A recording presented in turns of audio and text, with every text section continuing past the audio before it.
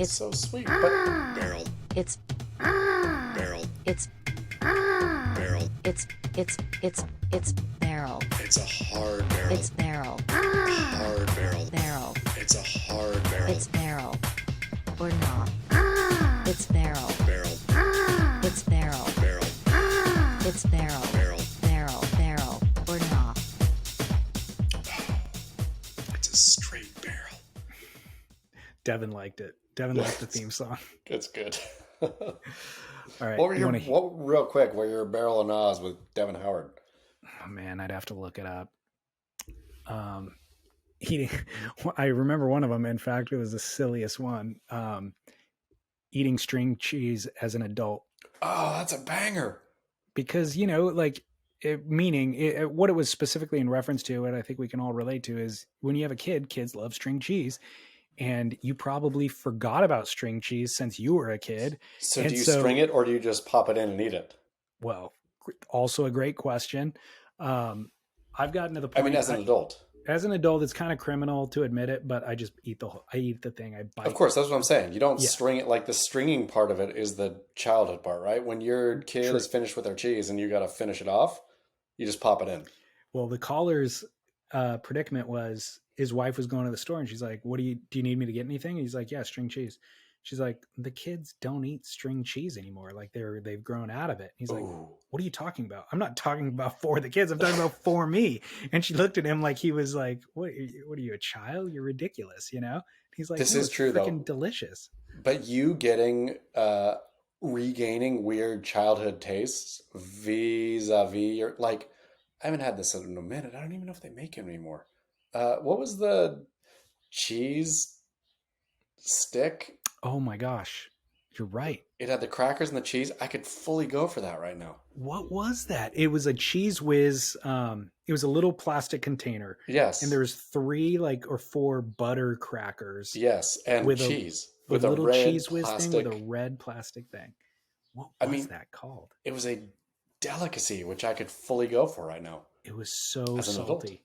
It was so salty. Pure salt. Yeah. So the other ones last week were Mark McInnes actually called in to ask about wearing a hat at a fancy dinner. But no barrel. Definitely no barrel. He was at a fancy dinner with his girlfriend or partner or whatever. And there was a dude across the way wearing a baseball hat. Yeah, no and barrel. Mark could not enjoy his evening because that guy was wearing a hat. Mark's correct. And then the other one was giving in light of Mother's Day coming up this weekend, gifting photos of your kids. No barrel. No barrel. I mean, it's okay to give photos of your kids, but not as an occasion. Gift. Yeah. Right. Exactly. Okay. This week we've got listeners submitted. I'm going to play one for you right now. Hey guys, Barrel or Not is throwing the lightning bolt logo on a non-lightning bolt trademark shaped whatever board. It's an iconic logo, looks cool, inspires, style and speed and all that. And, you can put it on a board that a shaper makes, or maybe someone spray paints it on. Looks pretty cool, but it's not actually a lightning bolt board, right? So Barrel or Not, I mean, is that cool because you're paying homage to it, or is it like, well, it's not really a lightning bolt. What the hell are you doing, poser? I don't know. You let me know.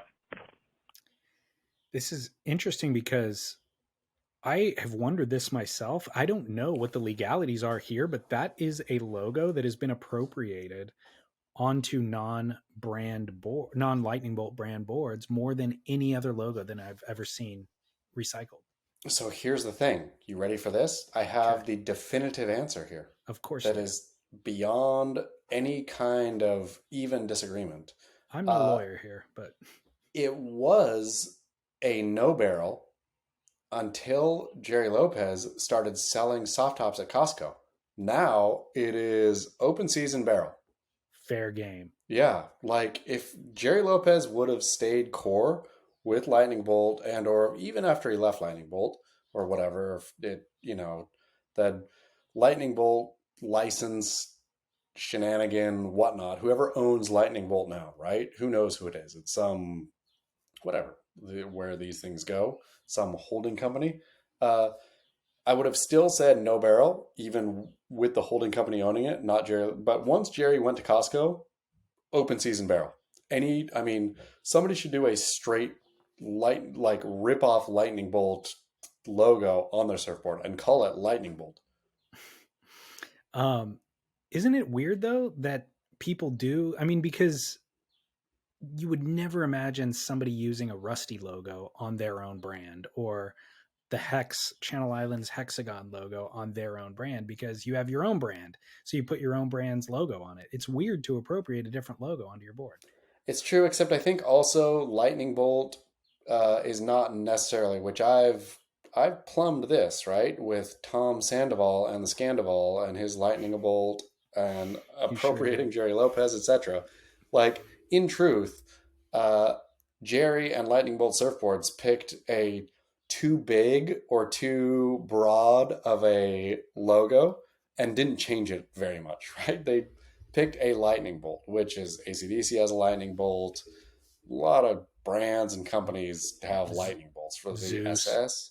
Yeah, the Nazi SS had a lightning bolt. There's a lot of lightning bolts out there, right?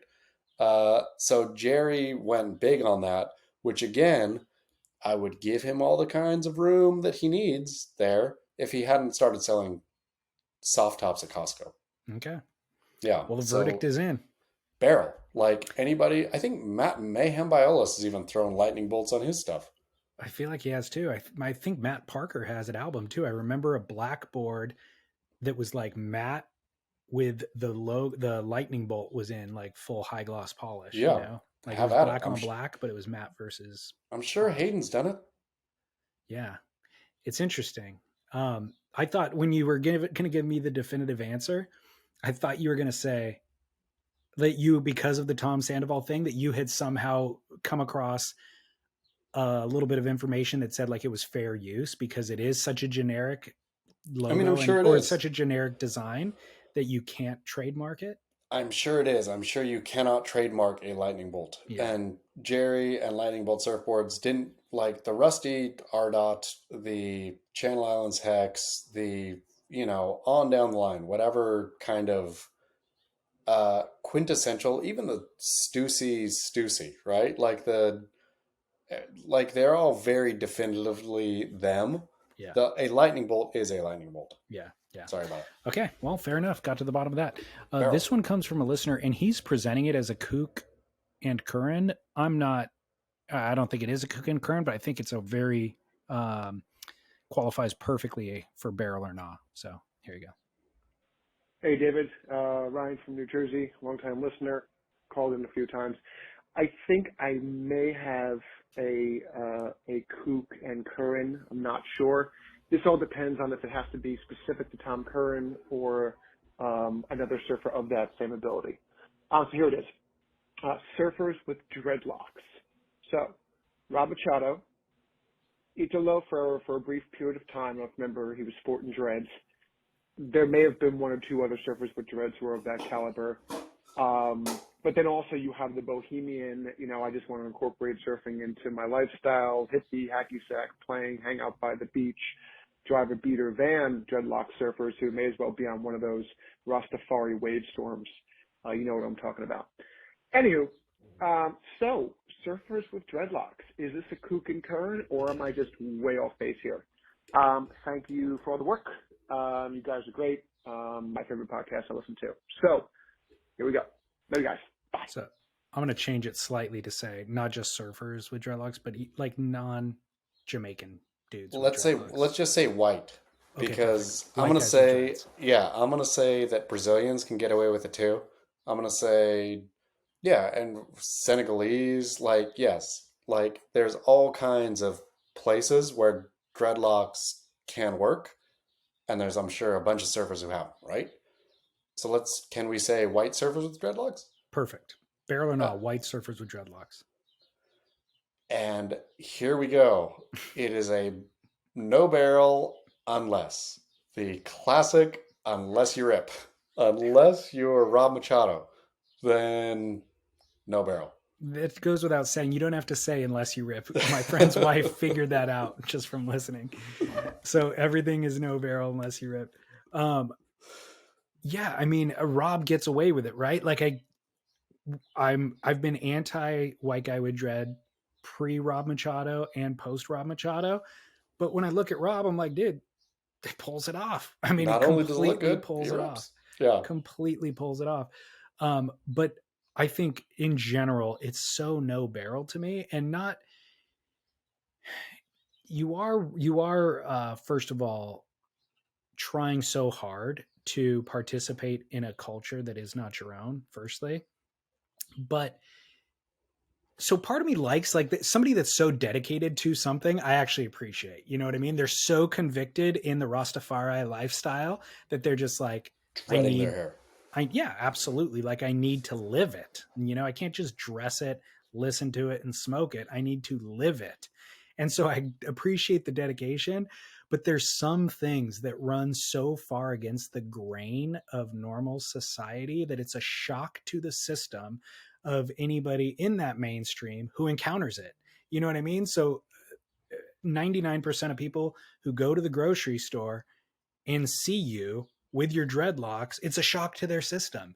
And so it that for me makes it outweigh the, you know, part of me appreciating that you're committed to the lifestyle. That I mean, but let's be honest here too. When was the last time I feel that white dude with dreadlocks, I think White Rasta Pasta on Instagram did a great job, and like the Instagram accounts dedicated to highlighting white people with dreadlocks, I didn't I know think did that set existed. White Rasta Pasta. That's really good. It's a whole Instagram account, and I think it might be defunct now, but it was really, uh, really funny. But I can't remember the last time I saw a straight white dude with dreads surfing. Like I've seen them it's been a long time. exactly. Like I think that culture and the no barrelness of it actually worked and eradicated it like polio before. Like I think this is a thing that has thankfully been eradicated, unless our dear caller has stumbled upon a pod of New Jerseyites who are white, and which I have no doubt there are pockets, but like polio, it's all going away. Just keep inoculating by making fun. Okay, I got another question then. Has any white dude that ever rocked dreads come out of that phase and not regretted it? I don't think so. I remember Soul Asylum, the band. Yeah. Maybe that dude. He had dreads. He, I think, dated Winona Ryder, married her, something. Okay. Uh, he might have thought that was a good look for me then, because I thought it was a good look for him then too. Yeah. And yeah, so maybe that dude. Maybe that dude came out and That's a thought that was my thing then, and it worked then, and it didn't work after, and I moved away from it. It's all good. from 1996 to 1998 and a half, it worked for me. Yeah, and I milked it, and I'm all good. I feel like we should close with a Soul Asylum song on this show. Yeah, we totally should. Runaway train, never coming back. What's there? Is there? There's another Long one. way Black. on a one-way track. Black and something. Uh, I'm gonna try. I have to look it up now. It's killing me because there's one jam that I mean, that song that you just sang, I hated, but yeah, everybody hated it. but there was one song that I loved. Black Gold is what it's called. Do you remember this? Yep. Let me scoot forward a little bit.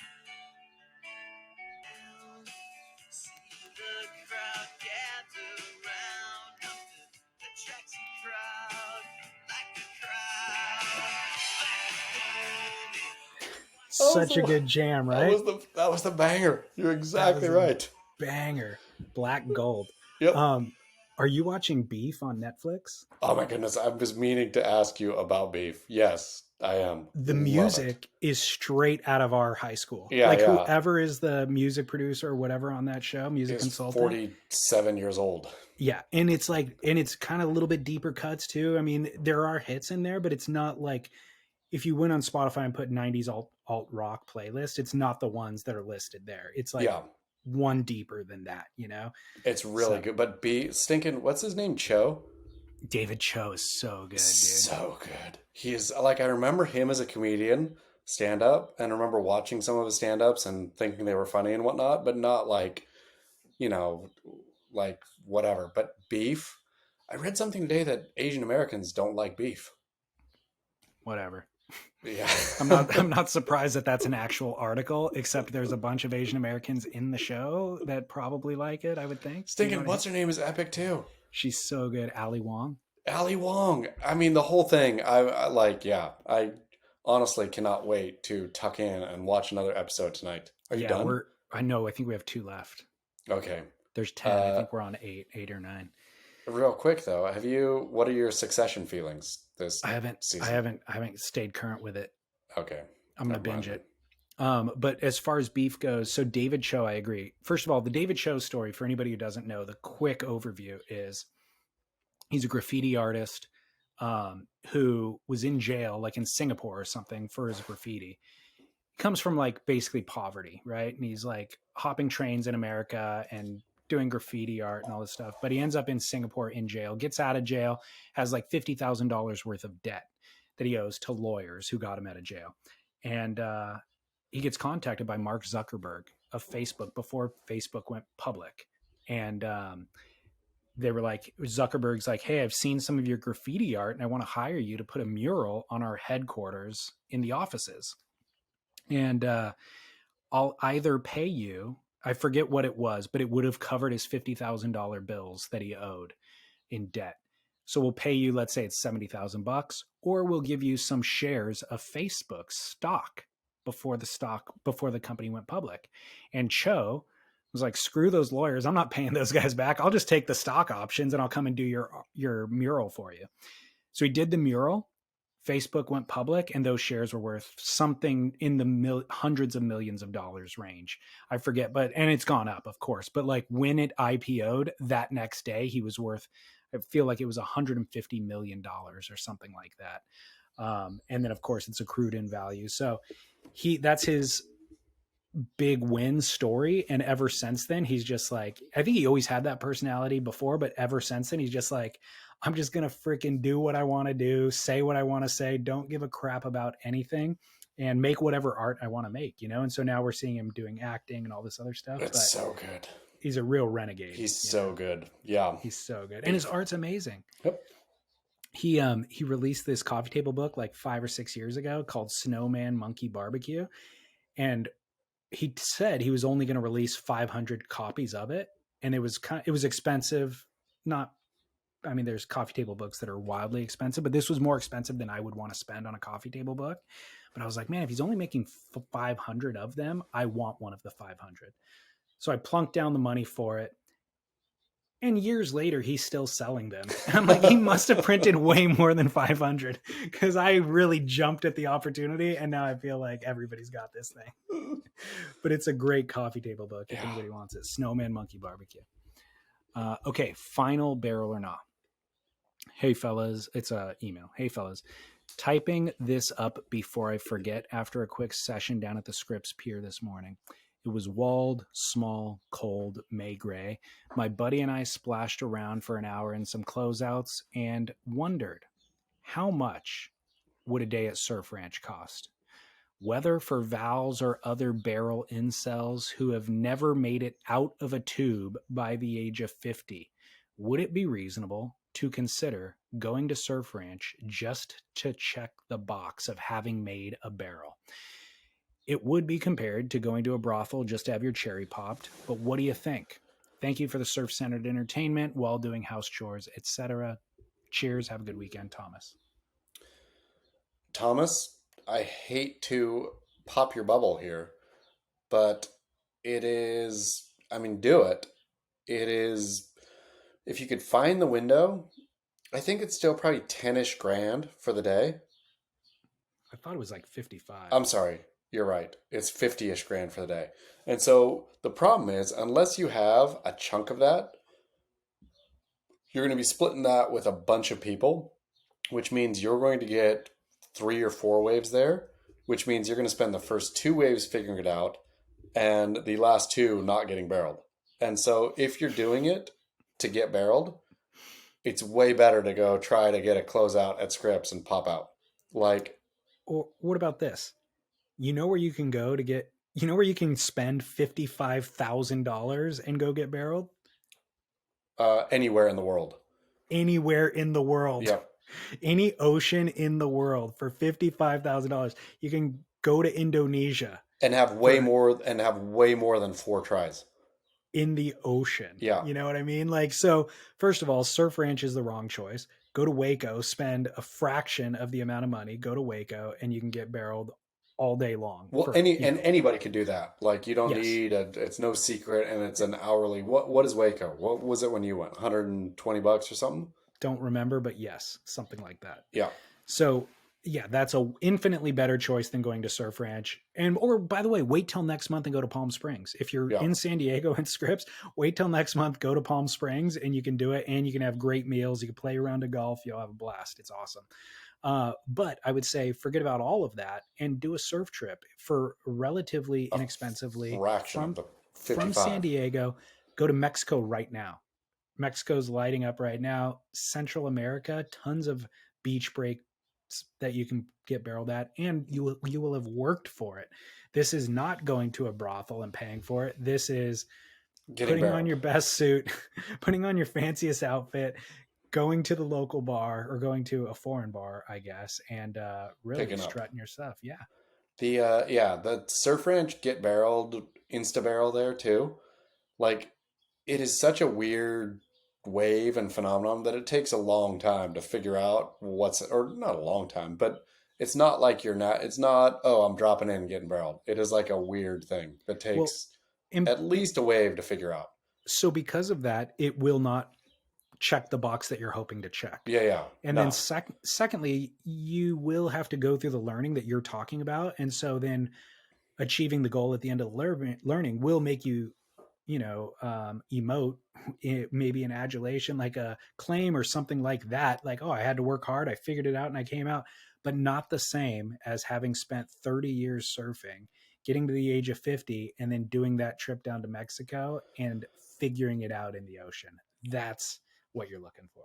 Well, and imagine like you get your first barrel and you get out and you go celebrate at the Tachi Palace in Lemoore, California, as opposed to you get out and you go get a margarita at your, wherever you are. Like, yeah, I mean, the whole scene, and love Surf Ranch. Nothing against Surf Ranch, except for everything against it as a competitive venue.